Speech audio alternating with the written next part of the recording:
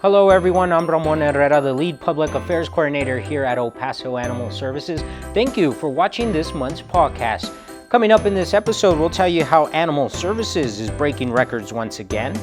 Also, the department took a proactive approach this year in hopes of reconnecting more lost pets with their owners during the busy July 4th holiday. And finally, Animal Services is receiving major support from a national foundation. Who they are coming up later in this episode. Well, let's get started by taking a look at the live release rate for the month of June. Last month, Animal Services reached a live release rate of 64%. Now, just a reminder, our goal here at Animal Services is to reach an average live release rate of 90% or higher by the end of 2020.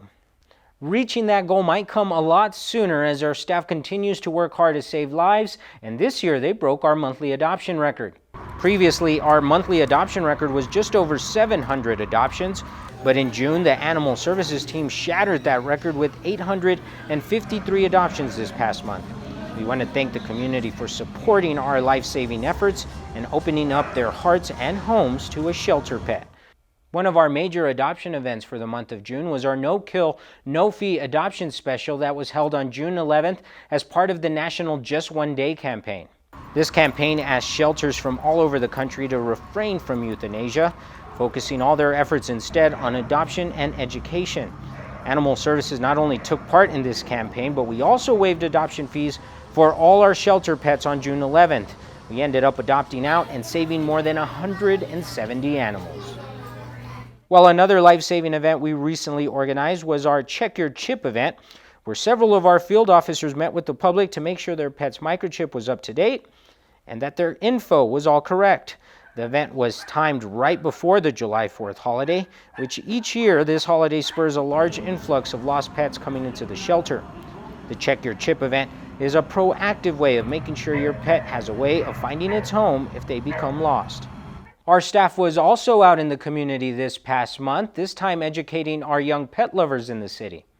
Our animal enrichment coordinator and behaviorist Miriam recently visited Safety Town at Bassett Place. She shared important tips on bite prevention and then had a playtime session with the kids, which they just loved. Now, if you're interested in these educational sessions for kids, staff will be visiting Safety Town every Thursday for the rest of July. Last month was also a great month in terms of partnerships as the Petco Foundation and Animal Services teamed up to save more lives. Part of this partnership included a check presentation which was held at the Petco store at Bassett Place, where staff was given a $150,000 grant check from the Petco Foundation. The funds will now be used to support the expansion of the department's adoption efforts, which includes offsetting expenses of low-cost adoptions, among many other efforts at the shelter. And finally, our volunteer program recently connected with a community group to help get our shelter pets some exercise and playtime. Team Red, White, and Blue spent an afternoon at Memorial Park with several shelter pets as they ran and played throughout the park. We want to thank Team RWB for volunteering their time and showing our pups some love. If you would like to volunteer with Animal Services, contact our volunteer coordinator, Rose, for more information. Well, that does it for us on this July edition of the Animal Services Pawcast.